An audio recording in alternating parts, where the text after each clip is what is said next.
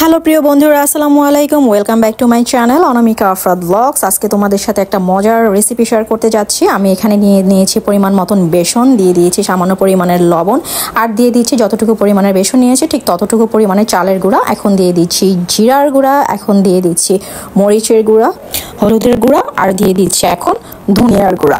তো এই উপকরণগুলো দেওয়ার পরে এখন আমি এতে অ্যাড করে দিব পেঁয়াজ আর কাঁচামরিচের একটা পেস্ট। এটা কিন্তু চাইলে স্কিপ করা যেতে পারে, কিন্তু এটা ইউজ করলে কি হয়, খেতে দুর্দান্ত স্বাদের হয়ে থাকে। আর আমি এতে এখন অ্যাড করে দিব স্বাদে ম্যাজিক। এই স্বাদে ম্যাজিকটা কিন্তু মাস্ট হ্যাভ। ম্যাগি স্বাদে ম্যাজিক দিলে একদম খাবারের গেমটাই চেঞ্জ হয়ে যায়। আর এখন দিয়ে দিচ্ছি মেন ইনগ্রেডিয়েন্টস, সেটা হচ্ছে গরম তেল। তেলটা প্রথমে চুলায় গরম করে নিয়েছিলাম, তারপর এখানে প্রায় 3 চামচের মতন, বড় বড় চামচ কিন্তু ছোট চামচ না, 3টা বড় বড় চামচের মতন গরম তেলটা আমি দিয়ে দিচ্ছি। আর এটাই হচ্ছে এটাই বেগুনি ফুলে ওঠার মেন কারণ। তো বলেই দিলাম, এটা হচ্ছে একটা বেগুনি বানানোর রেসিপি। তারপরে দিয়ে দিতে হবে পানি। প্রথমে অল্প অল্প পানি দিতে হবে, না হলে কিন্তু পাতলা হয়ে যাবে। আর আমরা সবাই জানি বেগুনের যেই হয়ে থাকে, ব্যাটারটা হয়ে থাকে, সেটা কিন্তু একটু ভারী হতে হয়। তো এটাকে ভালোভাবে মিশিয়ে নিচ্ছি অল্প অল্প পানির সাহায্যে।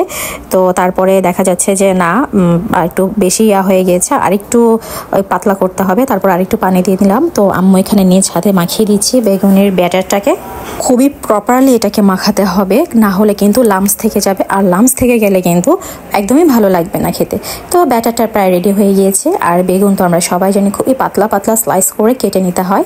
তো এই যে দেখতে পাচ্ছ, বেগুনের স্লাইস পাতলা করে কেটে আগে পানিতে ডুবিয়ে রেখেছিলাম। তো সেখান থেকে নিয়ে এখন ব্যাটারে ডুবিয়ে তারপরে গরম তেলে ভাজবো।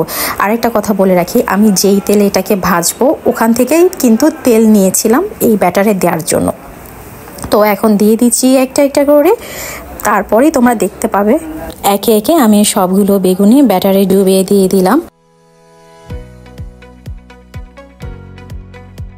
তো দেখতেই পাচ্ছ কি দারুণভাবে ফুলেছে বেগুনিগুলো। এক একটা বেগুনি দেখতে পাচ্ছ একদম ফুলে ঢোল হয়ে গিয়েছে, মনে হচ্ছে একদম টইটুম্বুর হয়ে গিয়েছে, ভেতরে রসে ভরা। আসলে কিন্তু এরকম কিছুই না।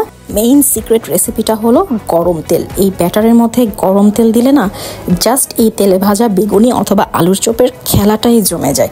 দেখো কি দারুণভাবে ফুলেছে। তো এপিট ওপিট করে আমি ভেজে নিব, একদম লাল লাল করে ভেজে নিব, যেন খেতে দারুণ কুড়মুড়ে মুচমুচে স্বাদের হয়ে থাকে। খুব সহজেই তৈরি হয়ে গিয়েছে ফুলকো মুচমুচে কুড়মুড়ে বেগুনি। এভাবে কিন্তু তোমরা বাড়িতে ট্রাই করতে পারো। এই সেম রেসিপিটা ফলো করলে তোমাদের বেগুনি মাস্ট হ্যাভ ফুলবে তো ফুলবেই, এটার গ্যারান্টি আমি দিচ্ছি। তো আমার ভিডিওটি ভালো লেগে থাকলে লাইক কমেন্ট শেয়ার করে দিবে। তো আজকে এই পর্যন্তই, আল্লাহ হাফেজ।